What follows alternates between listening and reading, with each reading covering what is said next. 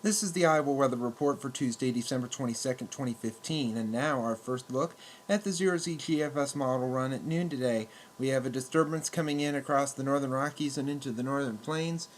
It'll be producing our next storm system that'll be moving along the southern stream, possibly producing quite a bit of active weather across the south and into the Tennessee River Valley and even into the Carolinas as well. But we'll be between one storm that's moved away from us and one storm coming at us. There'll be some partial sunshine, but a lot more clouds around with highs in the upper 30s to the middle and upper 40s. Then that system off to our west approaches with a low pressure center over northern Missouri that'll track across the eastern parts of Iowa, producing lots of rain, maybe some rumbles of thunder in our far southeastern counties, and even a bit of wintry precipitation in our northwestern counties. Highs tomorrow will be in the upper 30s northwest to the upper 50s south and east, and then unfortunately the cold air returns, but it's mainly seasonal air. Highs in the 30s for the most part, maybe a few areas in the lower 40s, and then you can see the warm air starts to intrude back in here as we move into Christmas Day. It looks to be partly sunny for the most part. Maybe a late day rain shower in our far southwestern counties with our next storm system that begins to take shape. And this looks to last through the entire weekend. Saturday, Sunday, and even into Monday of next week as well. Most of this will be in the form of rain. However, during the overnight hours, some of it could mix with a little bit of sleet.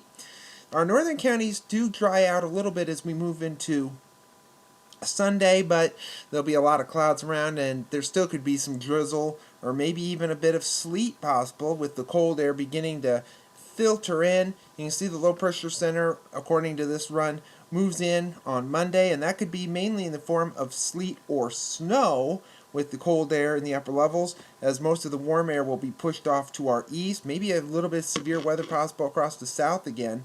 You can see next Tuesday at the upper levels, you can see there's this trough axis that's moving through with the system departing to the north and east.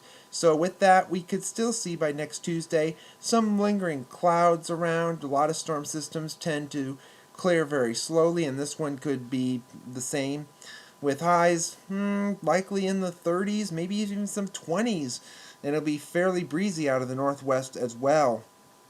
As we go into the extended period around the New Year's Day or so, see a disturbance coming down across the flow coming out of the north and west, but the flow will be mainly aimed further to the east of the state, so we may see only a couple of clouds going past, maybe a flurry or two, but most of that should stay to our north and northeast as temperatures begin to warm as we head into the new year after some cooler temperatures to end the year.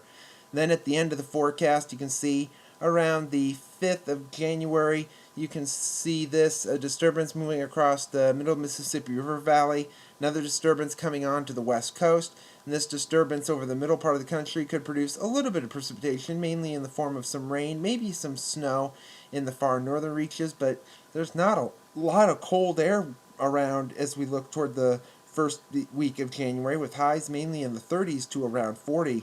This could change though. Satellite image from last evening. We had one system moving away from the state, producing a lot of rain and thunderstorms across the south, and a little bit of cloudiness, or a lot of cloudiness up into the east, and our next system coming into the west.